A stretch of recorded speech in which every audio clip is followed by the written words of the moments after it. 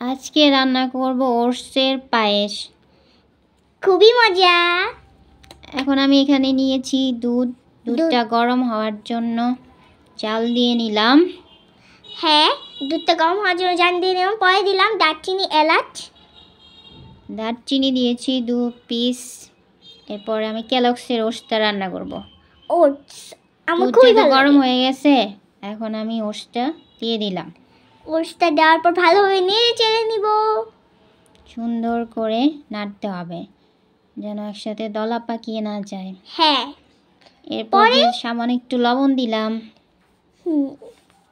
টেস্টটা যেন ভালো হয়। আবারও নাড়ানাড়ি।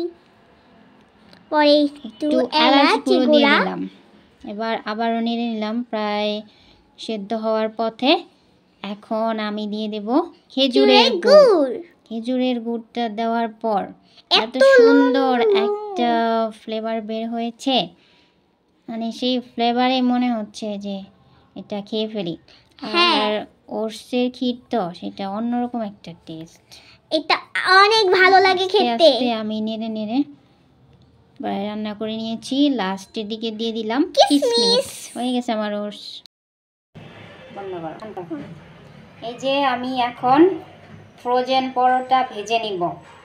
এখন আমার সঙ্গে আমার মেয়ে এসে দাঁড়িয়ে আছে, কখন পরোটা ভাজা হবে সে পরোটা খাবে। আম্মু ঘি দিবে না? হ্যাঁ, ঘি তো অবশ্যই দিব। আগে তেলটা দিয়ে নিলাম, তারপর একটু ঘি দিচ্ছি। এই যে আমি ঘি দিয়ে দিলাম, তাহলে এখন পরোটার ফ্লেভারটা অনেক ভালো আসবে, তাই না? হ্যাঁ, অনেক মজা লাগবে। এই ফ্রোজেন পরোটা মাঝে মাঝে খাওয়া হয়, কারণ ময়দা তৈরি করতে অনেকটা টাইম ওয়েস্ট হয়। ফ্রোজেন পরোটা খাওয়া অনেকটা সহজ হয়ে যায়, খুব তাড়াতাড়ি তৈরি করে নিতে পারি। ফ্রোজেন পরোটা খেতেও ভালো লাগে। আর তো আজকে ওটস দিয়ে খাবো ফ্রোজেন পরোটা। এটা তো একটা ইয়াম্মি খাবার, ইয়ামি ইয়ামি পছন্দ করি। আর ওটস তো আমার এমনিতেই পছন্দ।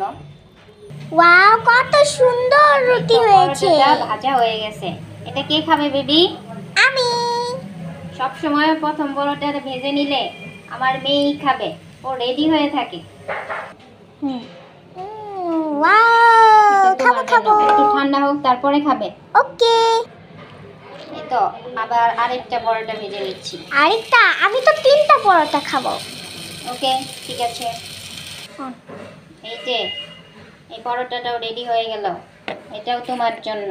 ওয়াও, এটা তো অনেক বেশি। আমি সবগুলো পরোটা ভেজে নিয়েছি। এখন আমি আমার মেয়েকে খেতে দেব আগে, তারপরে আমরা পরিবারের বাকি সবাই খাবো। আমি হাতও ধুই। এই তো এখন আমরা এই ওটসের পায়েস দিয়ে পরোটা খাবো। ইয়ামি।